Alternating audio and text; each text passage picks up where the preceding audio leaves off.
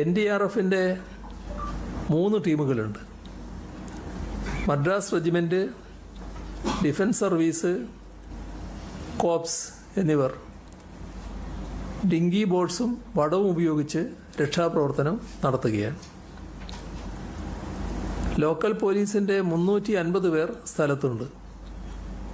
കേരള പോലീസിൻ്റെ കടാവർ നായകൾ, high altitude team, special operation group ഇവയും ഇവിടെയുണ്ട്.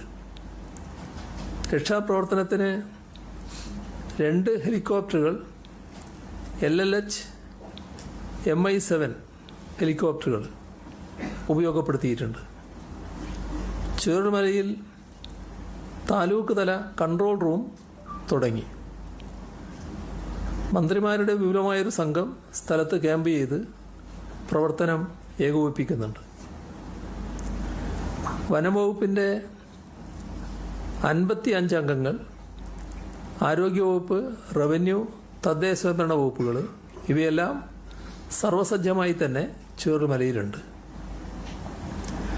മുണ്ടക്കൈ ചെറാട്ടുകുന്ന് കോളനിയിൽ 32 പേരിൽ 22 പേരെ കണ്ടെത്തി.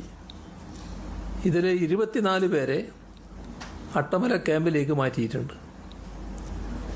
മേപ്പാടി പോളിടെക്നിക്കിൽ താൽക്കാലിക ആശുപത്രി സജ്ജമാക്കി. ചൂരൽമലയിലെ മദ്രസയിലും പള്ളിയിലും താൽക്കാലിക ക്ലിനിക്കും തയ്യാറാക്കി. പോസ്റ്റ്മോർട്ടം നടപടികൾ വേഗത്തിലാക്കാനും പരിക്കേറ്റവർക്ക് വിദഗ്ധ ചികിത്സ ഉറപ്പാക്കാനും നടപടികൾ സ്വീകരിച്ചിട്ടുണ്ട്. പോസ്റ്റ്മോർട്ടം നടത്താൻ കൂടുതൽ ഫോറൻസിക് സംഘങ്ങളെ നിയോഗിച്ചു. പോസ്റ്റ്മോർട്ടം ടേബിളുകളുടെ എണ്ണം കൂട്ടിയിട്ടുണ്ട്. ഇന്നലെ രാത്രിയിലും പോസ്റ്റ്മോർട്ടം നടത്തിയിരുന്നു. രാവിലെ കിട്ടിയ മൃതദേഹങ്ങളും പോസ്റ്റ്മോർട്ടം നടത്തി. ഓരോ അരമണിക്കൂർ ഇടവിട്ട് കൃത്യമായ വിവരങ്ങൾ ലഭ്യമാക്കി വരുന്നുണ്ട്. തിരിച്ചറിയാനാകാത്ത മൃതദേഹങ്ങൾ കണ്ടെത്താനെത്തുന്ന ബന്ധുക്കൾ ഉൾപ്പെടെയുള്ളവർക്ക് സഹായമൊരുക്കി. ശരീരഭാഗങ്ങൾ മാത്രം ലഭിച്ചതുണ്ട്.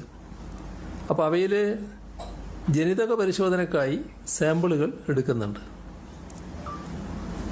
എല്ലാ ക്യാമ്പുകളിലും മാനസിക പിന്തുണ ഉറപ്പാക്കുന്നതിന് മാനസികാരോഗ്യ വിദഗ്ധരുടെയും കൗൺസിലർമാരുടെയും സേവനം ഉറപ്പാക്കിയിട്ടുണ്ട്.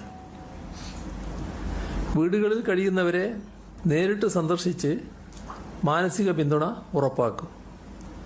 ആരോഗ്യവകുപ്പ് ഡയറക്ടറേറ്റിൽ ആരംഭിച്ച സ്റ്റേറ്റ് കൺട്രോൾ റൂം പ്രവർത്തനം 24 മണിക്കൂറുമുണ്ട്.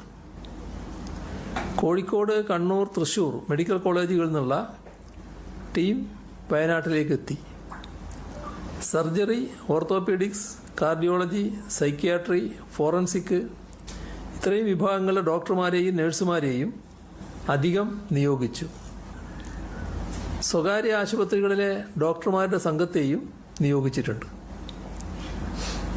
രക്ഷപ്പെട്ടു വരുന്നവർക്ക് അടിയന്തരമായി വൈദ്യസഹായം ലഭ്യമാക്കാൻ ചൂരൽമലയിലെ കൺട്രോൾ റൂം കേന്ദ്രീകരിച്ച് ഓക്സിജൻ ആംബുലൻസ് ഉൾപ്പെടെ മെഡിക്കൽ പോയിന്റ് സൗകര്യമൊരുക്കാൻ തീരുമാനിച്ചിട്ടുണ്ട്.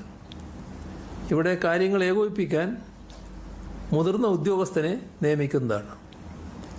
ആവശ്യത്തിന് ഡോക്ടർമാരെയും മറ്റാരോഗ്യ പ്രവർത്തകരെയും നിയോഗിക്കും. കോഴിക്കോട്, തലശ്ശേരി ഉൾപ്പെടെ 4 സഹകരണ ആശുപത്രികളിൽ നിന്നുള്ള ഡോക്ടർമാരുടെ സംഘം വരാൻ തയ്യാറായിട്ടുണ്ട്. കുടുങ്ങിക്കിടക്കുന്നവരെ രക്ഷപ്പെടുത്തി പാലത്തിലൂടെ കൊണ്ടുവരുന്ന പോയിന്റിൽ വെള്ളം വിതരണം ചെയ്യാൻ സജ്ജീകരണം ഏർപ്പെടുത്തി. ഇവിടെയും ആരോഗ്യ ടീമിനെ നിയോഗിക്കും. ചൂരൽമലയിൽ JCB നിൽക്കുന്ന സ്ഥലം മുതൽ കൺട്രോൾ റൂം വരെ ആവശ്യത്തിന് ലൈറ്റ് എത്തിക്കും. ചൂരൽമല ടെലിഫോൺ എക്സ്ചേഞ്ച് വരെയും ഉരുൾപൊട്ടലിനെ തുടർന്ന് പാലം ഒലിച്ചുപോയ ചൂരൽമല ടൗൺ വരെയും വൈദ്യുതി ശൃംഖല പുനർനിർമ്മിച്ച് വൈദ്യുതി ബന്ധം പുനഃസ്ഥാപിച്ചിട്ടുണ്ട്. നല്ല രീതിയിൽ ഈ മേഖലയിൽ വൈദ്യുതി ബന്ധം പുനഃസ്ഥാപിക്കാനായിട്ടുണ്ട്. കൽപ്പറ്റ ടൗണിലും പ്രധാന ആശുപത്രികളിലും ബാക്ക് ഫീഡിങ്ങിലൂടെ വൈദ്യുതി എത്തിക്കാനായി. ദുരന്തഭൂമിയോട് ചേർന്നുള്ള മേപ്പാടി ടൗണിലും മേപ്പാടി ഗവൺമെൻറ് ആശുപത്രി, വിംസ് മെഡിക്കൽ കോളേജ് എന്നിവിടങ്ങളിലും വൈദ്യുതി ലഭ്യത ഉറപ്പുവരുത്താനായി. പ്രാഥമിക വിവരം അനുസരിച്ച് ഏകദേശം 3 കോടി രൂപയുടെ നഷ്ടമാണ് ചൂരൽമല മുണ്ടക്കൈ പ്രദേശത്ത് മാത്രം KSEBിക്ക് മാത്രമായിട്ടുണ്ടായത്. വൈദ്യുതി പുനഃസ്ഥാപനത്തിനാവശ്യമായ ABC കേബിളുകളും ട്രാൻസ്ഫോമറുകളും അനുബന്ധ സാമഗ്രികളും ലഭ്യമാക്കിയിട്ടുണ്ട്. ആവശ്യം വേണ്ട തൊഴിലാളികളെയും ജീവനക്കാരെയും നിയോഗിച്ചിട്ടുണ്ട്. ഒറ്റപ്പെട്ടുപോയ മുണ്ടക്കൈയിലേക്ക് ചൂരൽമലയിൽ നിന്നും താൽക്കാലിക പാലം നിർമ്മിക്കുന്നതിനാവശ്യമായ സാധനങ്ങളുമായി വ്യോമസേനയുടെ പ്രത്യേക വിമാനം കണ്ണൂർ അന്താരാഷ്ട്ര വിമാനത്താവളത്തിലെത്തി. വ്യോമസേനയുടെ 2ാമത്തെ വിമാനമാണ് ഇന്നെത്തിയത്.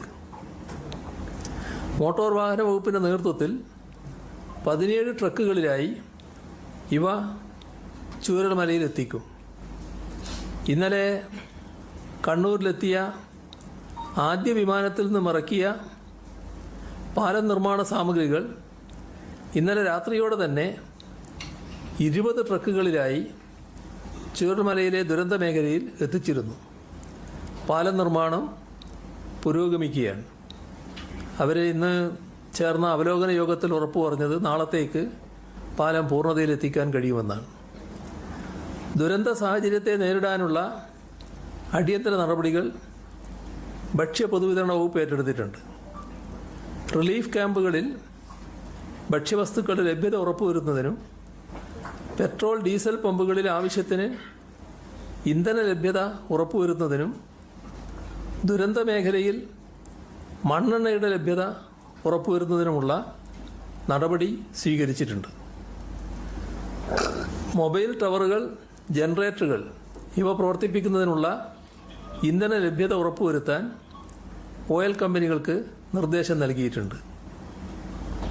ദുരന്തബാധിത മേഖലയിൽ പ്രവർത്തനയോഗ്യമല്ലാതായ റേഷൻ കടകൾ അടിയന്തരമായി പുനഃസ്ഥാപിക്കും. ദുരന്തപ്രദേശത്ത് പ്രവർത്തിക്കുന്ന മേപ്പാടി, കൽപ്പറ്റ സൂപ്പർ മാർക്കറ്റുകളിലും കൽപ്പറ്റ ഡിപ്പോയുടെ കീഴിലുള്ള 13 ഔട്ട്ലെറ്റുകളിലും അവശ്യ സാധനങ്ങൾ ലഭ്യത ഉറപ്പുവരുത്തുന്നതിന് സപ്ലൈകോവിന് നിർദ്ദേശം നൽകിയിട്ടുണ്ട്.